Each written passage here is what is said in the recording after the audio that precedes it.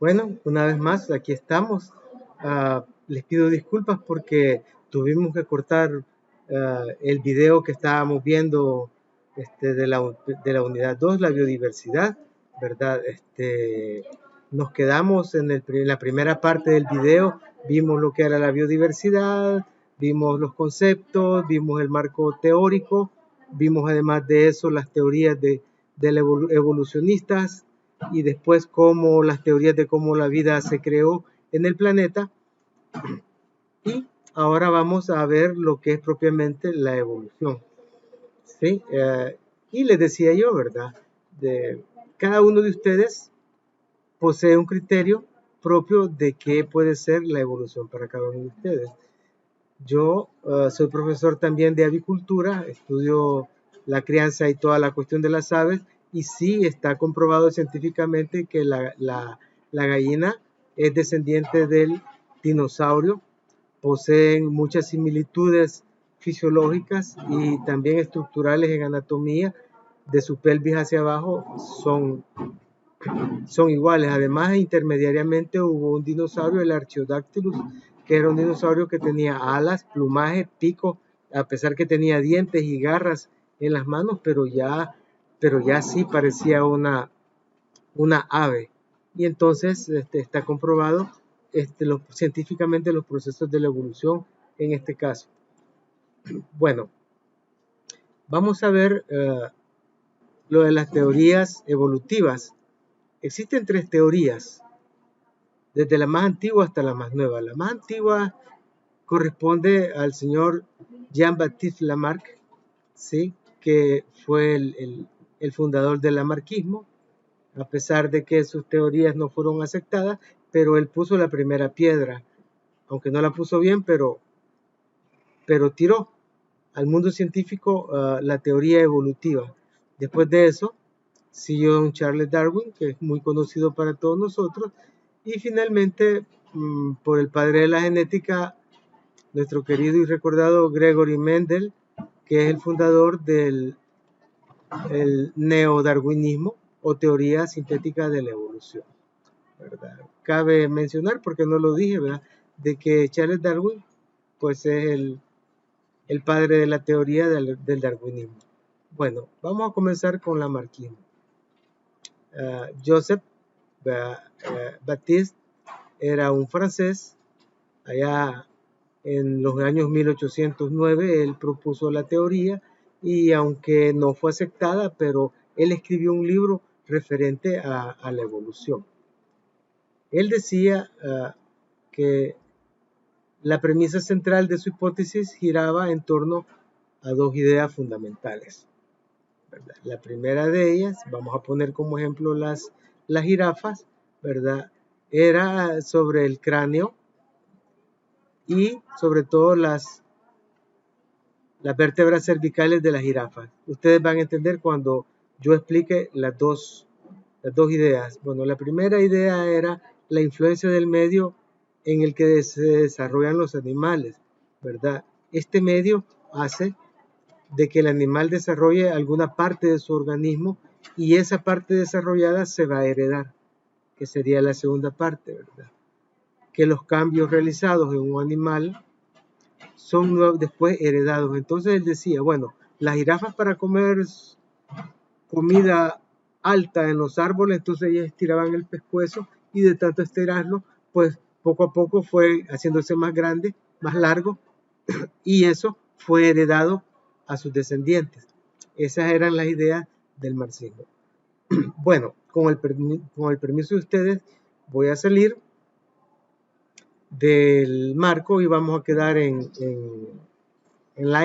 offline para que podamos continuar este video. Ok, ya estamos. Entonces, como les decía, tenemos que el lamarquismo, según Lamarck, ¿verdad?, como ya les decía, las modificaciones del entorno de una especie generan nuevas necesidades que van a dar una respuesta, a las cuales los seres vivos se ven obligados a utilizar por un órgano. En este caso era el cuello de la jirafa. Las jirafas que estiraban su cuello para poder comer, pues lógicamente iban a tener mayores posibilidades de consumir alimentos, y las que no, pues, o lo lograban, ¿sí? Estirándose, esforzando el pescuezo, o simplemente se iban a morir de hambre. Y este estiramiento del cuello, lógicamente, Lamarck decía que lo iban a heredar a las nuevas generaciones. Y así tenemos que esta teoría le da un papel preponderante al ambiente y a su relación con los organismos. En este caso, el cuello de la jirafa con la comida que está en lo alto de los árboles. Los organismos tienen un impulso interno hacia la perfección. Eso era lo que él decía, ¿verdad? Que todos los organismos tienden a perfeccionarse. Entonces el hombre sería una maravilla, pues voláramos y seríamos hombres perfectos, pero definitivamente ya desde ahí siento que la teoría comienza a trastabillar, como digamos, ¿verdad? Entonces, gracias a la herencia de los caracteres adquiridos, es decir, durante su vida los organismos van modificando sus rasgos, se van haciendo más fuertes, más largos, más musculosos, más desarrollados, qué sé yo, según el uso de sus órganos, y características que luego van a heredar a su descendencia. Y finalmente, él planteaba la ley del uso y el desuso, ¿verdad? Entonces él decía que el uso frecuente de un órgano hace que este órgano se desarrolle mucho y eso sea heredable, ¿sí? O sea que, por ejemplo, si no utilizamos mucho el cerebro para pensar, ¿verdad? Definitivamente estamos condenados a perder el cerebro, según Lamarck, ¿verdad? Aunque antiguamente las antiguas civilizaciones, el hombre, el Neandertal, Pithecanthropus erectus, ellos tenían una fuerte mandíbula y los dientes muy desarrollados, tenían incluso las muelas del juicio que las hemos heredado de ellos y las utilizaban para poder desgarrar y poder morder la carne, porque en aquella época, pues, ustedes sabrán que no había una cocina ya establecida, ¿verdad? Entonces ellos tenían que comer de una manera muy rudimentaria y conforme el tiempo pues eso se perdió, pero eso es harina de otro costal. Y la herencia de los caracteres adquiridos, los órganos o partes del cuerpo, era lo que decía, que desarrollen, estos organismos se adaptan al medio ambiente en que viven y van a transmitir a través de la herencia a sus descendientes. Eso era lo que decía Lamarck. Entonces, según Lamarck, ¿verdad? El uso de los cuernos, en el caso de estos animales, provoca su desarrollo. En la medida que ellos lo utilizaban, los cuernos, según él, se hacían más largos, igual que en los escarabajos, ¿verdad? Y el desarrollo de las patas traseras, sí, en algunos animales, hacían que estos se hicieran más largas, en el caso de los saltamontes y en el caso de esta rata de desierto. Asimismo, ¿verdad? El kiwi, ¿verdad? Había, supuestamente, según él, se le atrofiaron las alas porque él simplemente nunca las utilizó y a través del tiempo las fueron perdiendo. Bueno, en los postulados del lamarquismo, primeramente, todo ser vivo tiende a la perfección, lo cual nosotros somos el fiel testigo de que no es así. Los cambios ambientales generan necesidades a los organismos. Quiere decir que si una persona vive en un lugar muy helado, va a desarrollar cierta resistencia y la va a heredar. Eso, o sea, él puede crear cierta resistencia al frío, pero sus hijos, ¿verdad? Si no nacen allá y nacen digamos, en un país muy caliente, pues igual van a ser como cualquier persona normal. Y las necesidades hacen que los seres usen o dejen de usar estructuras, órganos. Sí, bueno, eso está un poco difícil. Y las características que surgen de los organismos son heredadas de generación en generación. Y así tenemos que según Lamarck, según el lamarquismo, ¿verdad? Las personas que hacen ejercicio como Arnold Schwarzenegger, ¿verdad? Sus hijos, nietos, bisnietos están condenados a tener el mismo físico, el mismo cuerpo. Y las personas que utilizan en estos países para estirarse el cuello, este tipo de aparatos, ¿verdad?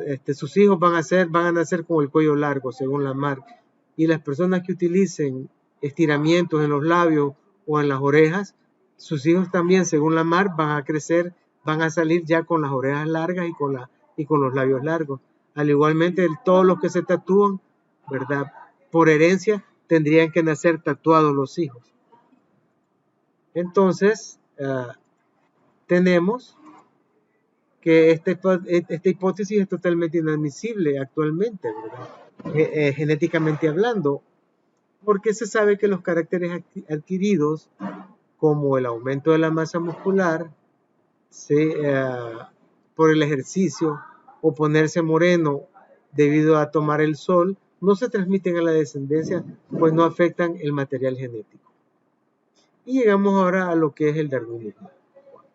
¿Qué dice la teoría de Carlos Darwin? Primeramente, las ideas de Darwin se resumen en tres conceptos. El primero es la lucha por la existencia, ¿verdad? Sobreviven siempre los más aptos. Segundo, la variabilidad intraespecífica, o sea que dentro del mismo hato de animales o de una especie hay individuos distintos. Y así podemos ver una vaca Holstein con una vaca Jersey o Brunswick, ¿verdad? Una es overa y la otra es totalmente tapada, o sea, tiene solamente un color. Y finalmente, lo que es la selección natural, ¿sí? Solamente sobreviven los más aptos. Y la lucha de la existencia, pues aquí sobreviven los más fuertes, ¿ve? Aquí los más aptos, porque no siempre los más fuertes sobreviven, ¿verdad? Podría ser de que los más chiquitos, como las ratas o las cucarachas, pues hayan sobrevivido y los dinosaurios no. Y tenemos que la selección natural tiende a promover la supervivencia de los más aptos, como ya lo dije. Esta teoría revolucionaria se publicó en 1859, casi 100 años antes de que yo naciera. En el famoso tratado, aquí está, El origen de las especies, por medio de la selección natural. Asimismo, voy a tratar de explicarles a través de este ejemplo cómo es que van evolucionando los seres vivos. Bueno, primero, son muchos los que nacen, ¿sí? Nacen más individuos de los que son capaces de sobrevivir en un medio con recursos limitados. Y aquí tenemos como ejemplo por los conejos, ¿verdad? ¿Sí? Dentro de cada especie hay variedad en las características. Los individuos no son idénticos entre sí. Algunos conejos son más blancos, otros son más oscuritos, otros son más rápidos, otros son más tranquilos, etc. Como dicen, nosotros los hermanos son como los dedos de la mano, que todos son de la misma mano, pero no todos son iguales, ¿verdad? Entonces, los individuos no son idénticos, ¿sí? Por eso es que se llama la palabra individual. Nacen con diferencias entre ellos, es decir, hay una variabilidad intraespecífica dentro de la misma especie. Bueno, son muchos los que nacen, pero algunos no encuentran suficiente alimento o sufren enfermedades y mueren. Otros son presas de algún depredador y se los almuerzan. O sea que hay una lucha por la existencia. Son muchos los que nacen, pero, ¿verdad? Hay una lucha por la existencia, por la reproducción. O sea, los conejos buscan su pareja, pero siempre hay uno que otro, ¿verdad?, que no encuentran pareja y no consiguen reproducirse por algún motivo. Y hasta ahí llegó. Aquí no va a pasar, no va a tener descendencia. Bueno, son muchos los que nacen, pero sobreviven unos pocos. Los que han nacido con características que les permiten adaptarse a su medio, esos son los que van a sobrevivir. Por ejemplo, los que no puedan saltar más de 20 centímetros, probablemente mueran porque van a ser alcanzados por depredadores. Pero es un ejemplo, pero los que salten más de 20 centímetros van a tener más chances de poder escapar. De esa manera, la selección natural ha eliminado a los que nacieron con características menos apropiadas para la supervivencia y solo sobreviven unos pocos, y estos sobrevivientes sí van a transmitir a sus hijos esas características que precisamente les ayudaron a sobrevivir mejor a su medio. Esta es Este es el mecanismo explicado a través de un ejemplo de conejo de cómo la selección natural influencia en esto. De ahí que Charles Darwin pensó que las especies sí evolucionaron, pero no como lo dice Lamarck. Sí hubo una evolución, pero esta evolución, en primer lugar, hay una variedad dentro de la misma especie. Hay, como ustedes pueden ver, todo tamaño de cuello. Hay uno incluso arriba de la media, otro que es normal y otros abajo de la media. ¿Sí? Lo que hay una lucha por la existencia también, ¿verdad? Y la selección natural va a dejar a los que se adapten más al medio, y de esa manera los de cuello corto pues van a desaparecer, van a morir, no van a poder comer, y los de cuello largo pues esos son los que van a evolucionar y sí van a transmitir la característica con la cual nacieron. Oigan bien, nacieron, no adquirieron. A diferencia de Lamarck, Darwin pensaba que nacían jirafas con cuellos más largos o más cortos, y se sobreviven, como les dije yo, solamente aquellas que habían heredado un cuello suficientemente largo, porque éstas se iban a alimentar y éstas tenían menos posibilidades de alimentarse. Bueno, entonces viene la batalla entre las jirafas, entre Carlos Darwin y Jean-Baptiste Lamarck. Y al respecto, pues podemos comparar, ¿verdad?, las teorías. En la primera teoría de Lamarck dice de que en el pasado las jirafas tenían el cuello corto y que debido al medio en que ellas vivían, pues todas estiraron el cuello, pero lo estiraron todas, sí, evolucionaron a tener cuello más largo todas, y después, ¿verdad?, esto se transmitió a la descendencia. Este cuello se desarrolló debido a la ley del uso que él decía. Ahora veamos qué es lo que dice Darwin.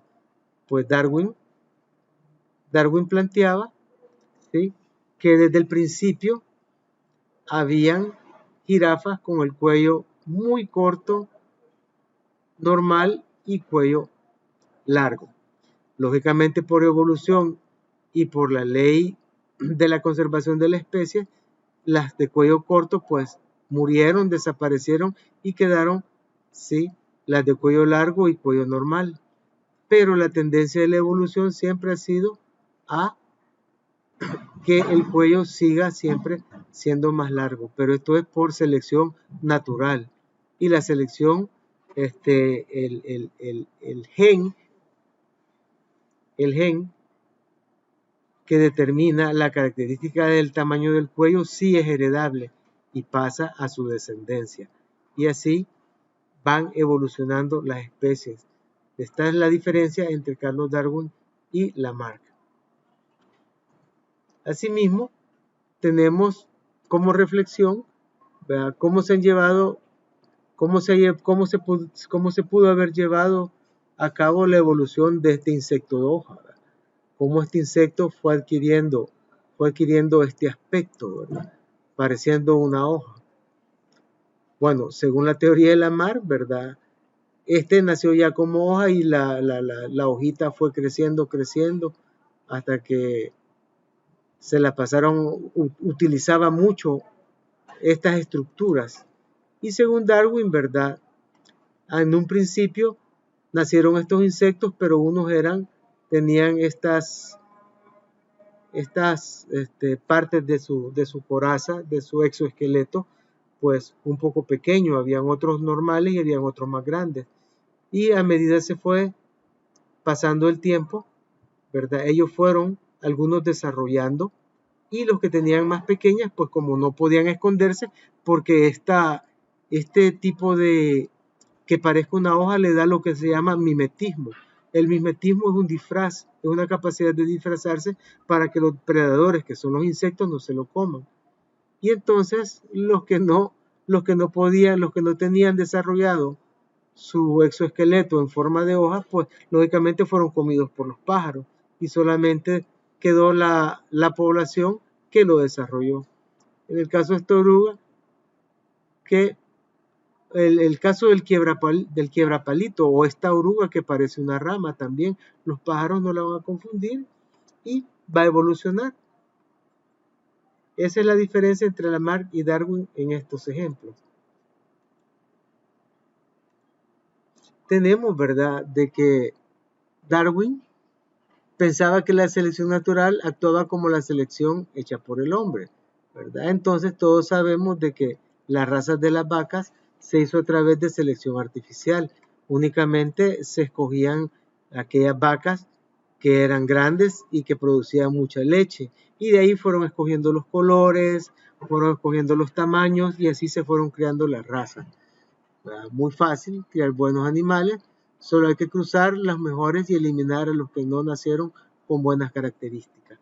Eso es lo que se hizo para crear las razas que actualmente sí hay todo un proceso de ingeniería genética en ellas. Bueno, asimismo, si se quiere una buena raza de vaca lechera, lógicamente no vamos a cruzar los animales que produzcan poquita leche. Tenemos que buscar las vacas que produzcan más leche después de parir. Y de esa manera vamos a seleccionar las mejores hembras para seleccionarlas con toros hijos de vacas que producen mucha leche y vamos a obtener hijos y hijas productoras de leche en el caso de ellas. Bueno, vamos a ver ahora un video sobre la teoría de Darwin. Vamos a hablar de evolución. Para esto, es importante remitirnos a la vida de la figura más destacada de este tema. Me refiero a Charles Darwin, el ilustre naturalista inglés que en 1858 desafió el pensamiento de toda una época con su teoría de la evolución de las especies. Pero conozcamos un poco más de la vida de este célebre hombre. Charles Darwin, después de un profundo proceso investigativo, descubrió que las especies de seres vivos evolucionan con el tiempo, con las condiciones del ecosistema y a partir de un antepasado común, mediante el proceso de selección natural. ¿Y qué es eso de la selección natural? Bueno, es la base de todo cambio evolutivo y el mecanismo con el que la naturaleza selecciona a los seres vivos que logran sobrevivir y reproducirse. Cuando la selección natural favorece las características de una especie en el tiempo y las generaciones, puede dar lugar a la formación de una nueva especie o especies con características mejoradas. Con tan solo 22 años, el joven Darwin viajó por el mundo, entendiendo cada vez más la historia natural.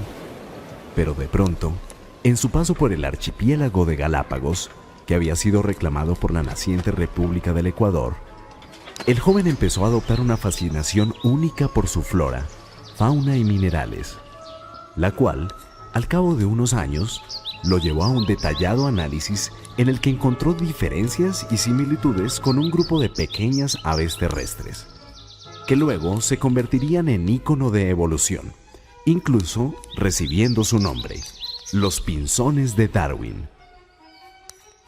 Sus estudios llegaron a determinar cómo las diferentes especies de pinzones habían ido transformándose en respuesta a los cambios ambientales y alimenticios a través de la selección natural. La teoría de este científico inglés nos heredó dos tesis fundamentales. Primera, las especies derivaron de un ancestro común, pero con el transcurso del tiempo, las generaciones fueron acumulando diferencias. Y segunda, a través de la selección natural, solo los individuos mejor adaptados logran sobrevivir y reproducirse, dejando descendientes con características similares. Dichas tesis causaron un efecto sísmico en el pensamiento moderno, mostrando al ser humano como una especie más entre las muchas que evolucionan en nuestro planeta.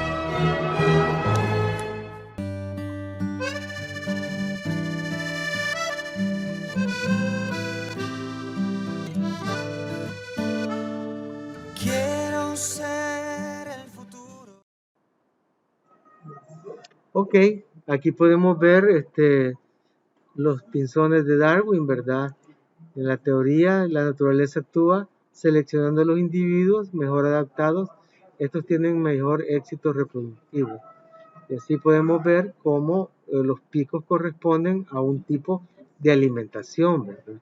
Darwin llamó selección natural a este proceso de conservación de la variación o características favorables y la eliminación de las desfavorables o perjudiciales.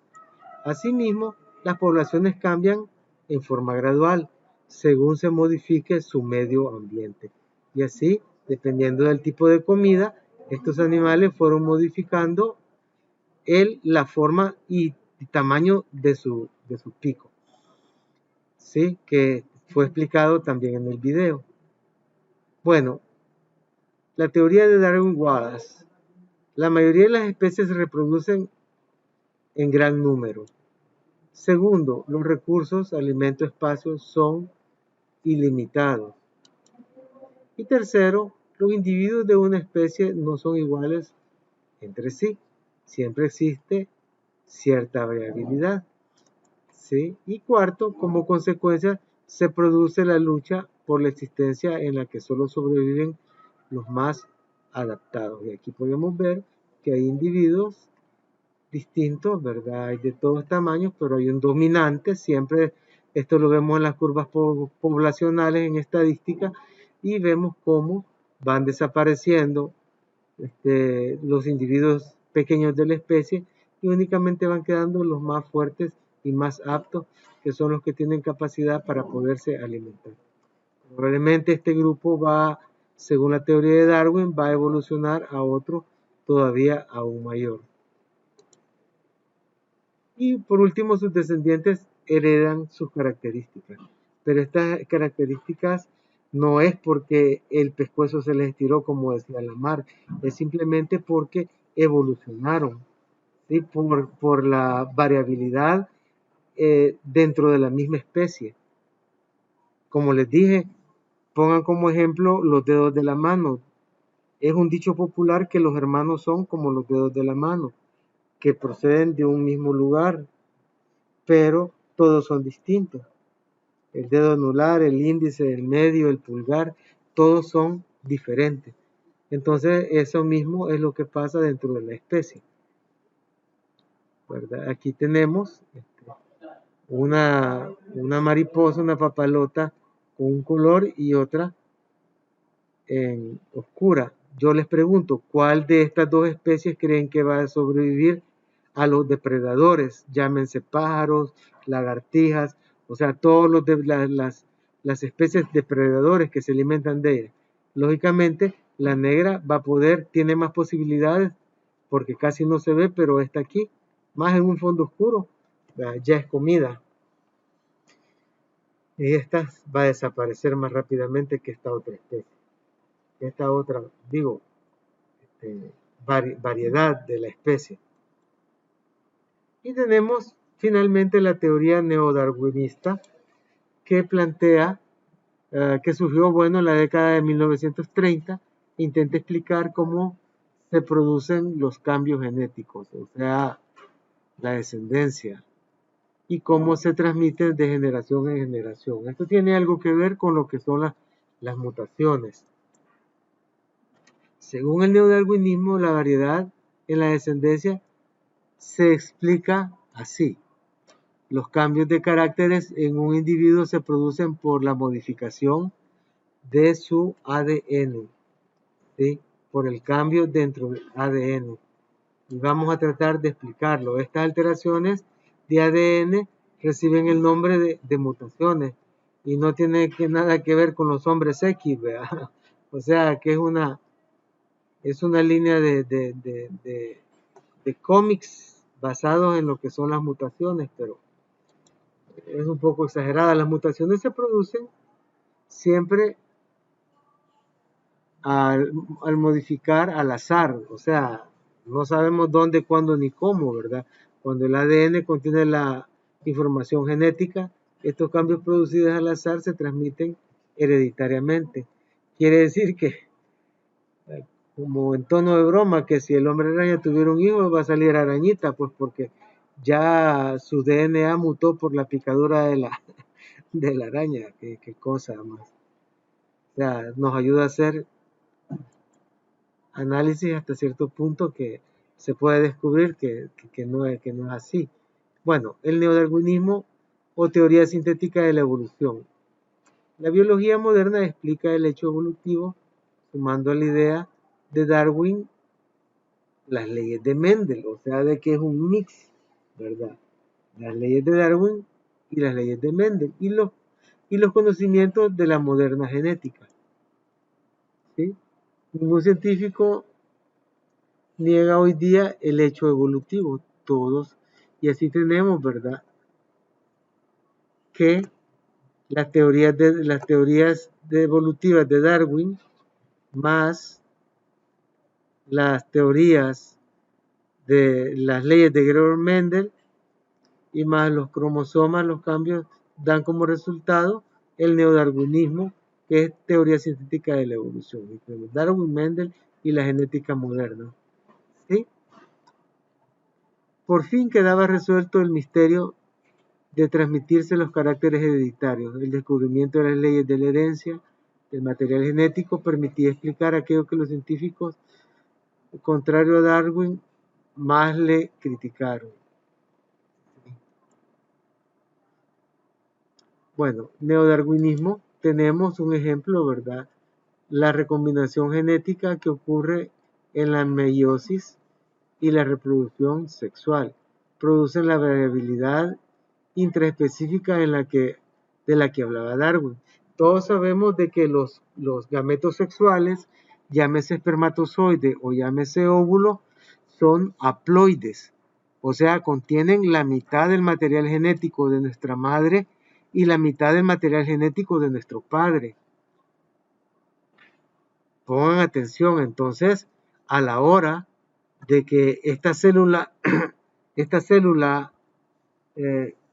llámese espermatozoide o óvulo, se dividió en mitad, no sabemos qué caracteres de nuestro padre se vino el espermatozoide que nos fecundó a nosotros y qué cantidad de cromosomas, la mitad de nuestra madre llegaron al óvulo, ¿sí? Que después fue fecundado con el espermatozoide de nuestro padre. Entonces, esa mezcolanza de genes, ¿sí? De que algunas son características de nuestro padre y algunas son características de nuestra madre, es la explicación de por qué existe variabilidad dentro de la misma especie. Y así hay habemos hermanos que somos altos, otros son más bajos, unos son más morenitos, otros son más chelitos, ¿sí? Más claros, y todo eso depende del atavismo. Y bueno, el lechero no tiene nada que ver tampoco, ¿va? Pero sí, me interesa que entiendan por qué no somos iguales entre nosotros los hermanos, no somos idénticos. Es por eso, por la recombinación genética que ocurre en la meiosis, cuando la célula diploide cuando una célula diploide da dos células haploides, con la mitad de la carga genética que después van a formar un individuo. Un espermatozoide y un óvulo. Ok, entonces aquí tenemos los patitos, ¿verdad? Aquí tenemos los patitos que con el pato macho conoce a la hembra, después van a ver huevos, ¿verdad? Procreación, van a cruzarse, después de eso van a nacer de los huevos muchos patitos, pero de estos patitos van a haber algunos patos que van a tener características para pescar, para meterse debajo del agua, y esto, ¿verdad?, va a causar que algunos sí sobrevivan y otros no, y que la especie mejore.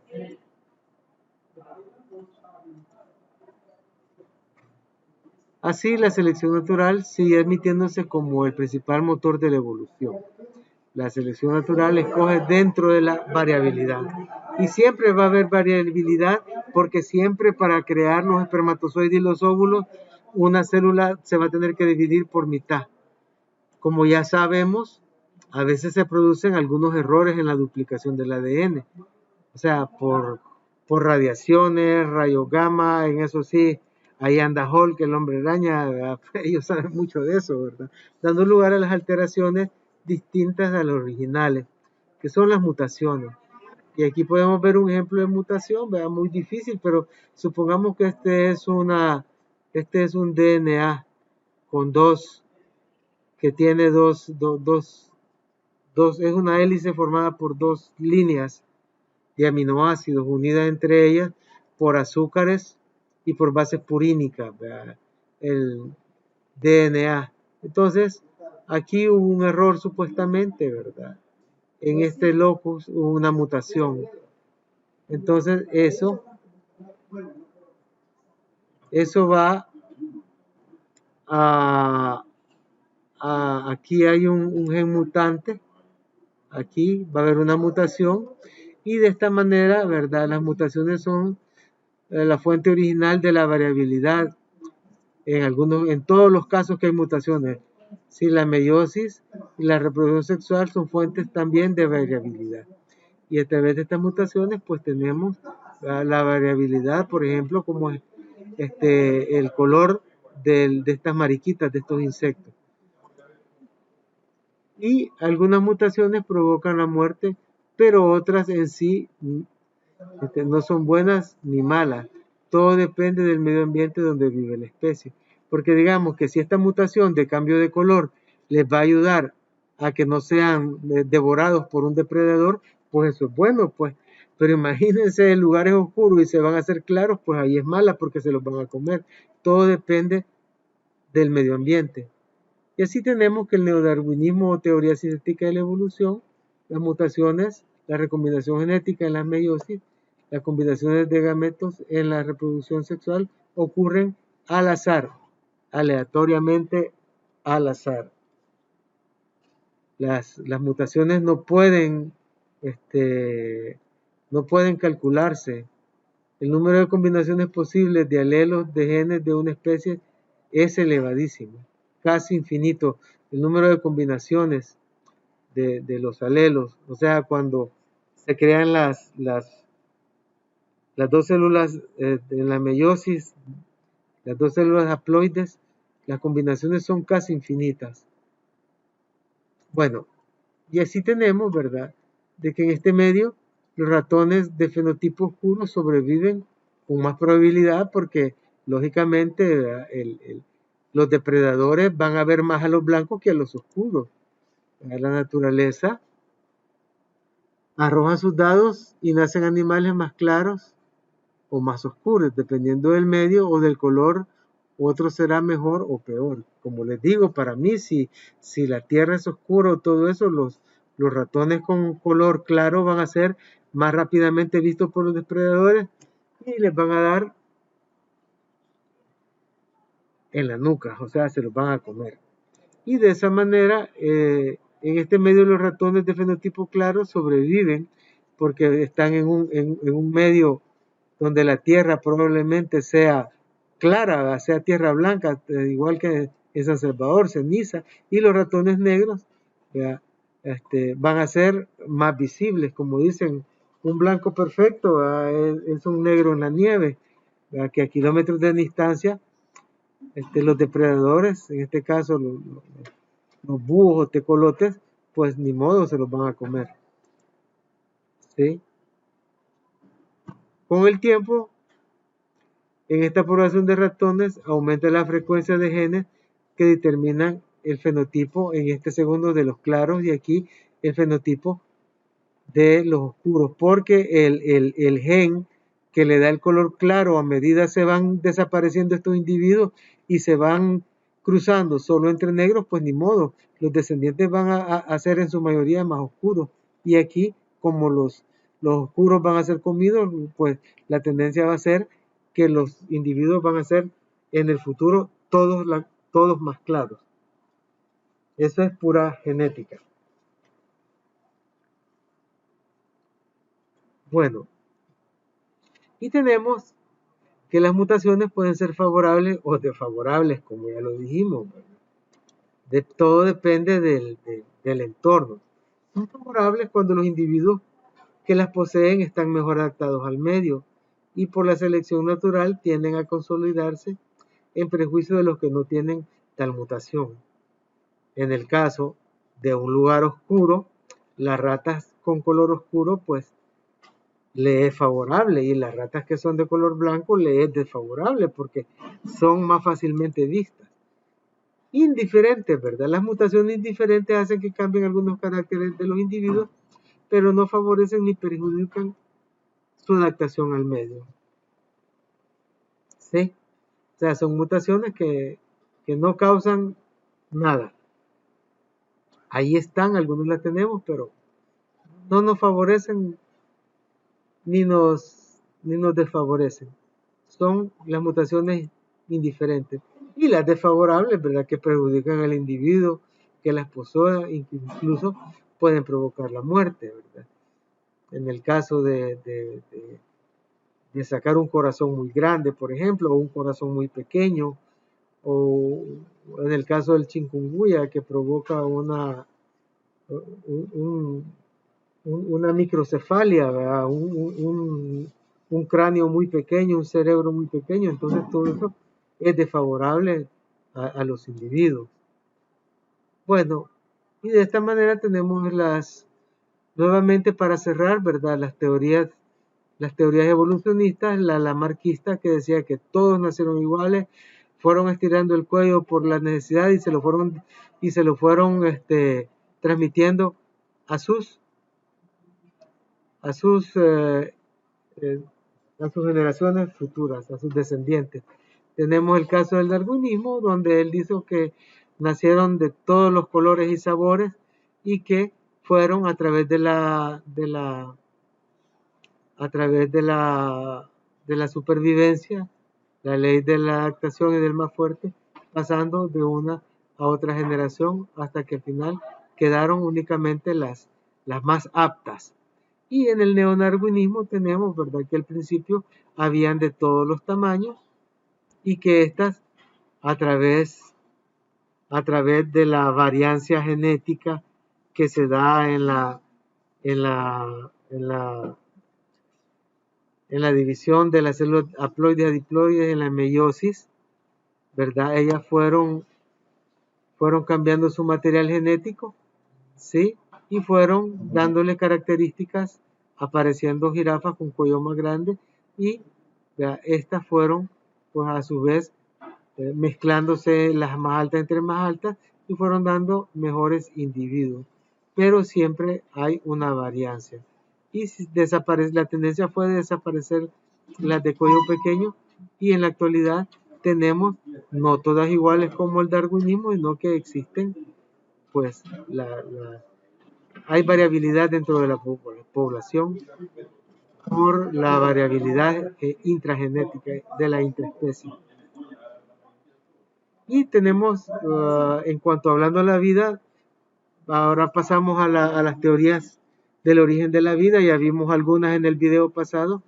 Aquí vamos a hablar de la teoría química del origen de la vida, que la dio Alexander Oparin, y que propuso que todas las condiciones originales de la Tierra permitieron la formación de complejos orgánicos temporales, luego de interacciones químicas complejas. Aquí tenemos a don Alexander Oparin. Y la teoría se explica del origen físico-químico de la vida. Y Oparin afirmaba de que la vida surgió como consecuencia de una serie de procesos físicos y químicos. O sea, después de lo del Big Bang y que se formaron las galaxias y todo eso, ¿verdad?